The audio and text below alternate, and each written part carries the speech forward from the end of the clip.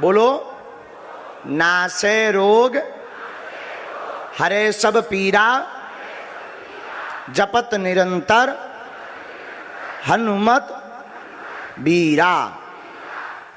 भूत पिशाच निकट नहीं आवे, और महावीर जब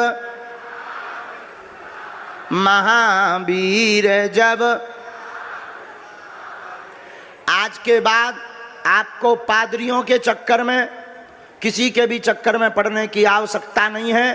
केवल हनुमान चालीसा का सहारा लीजिए, आपके घर पर कोई भी नकारात्मक ऊर्जा नहीं रहेगी। हमें अपने हनुमान जी पर भरोसा है।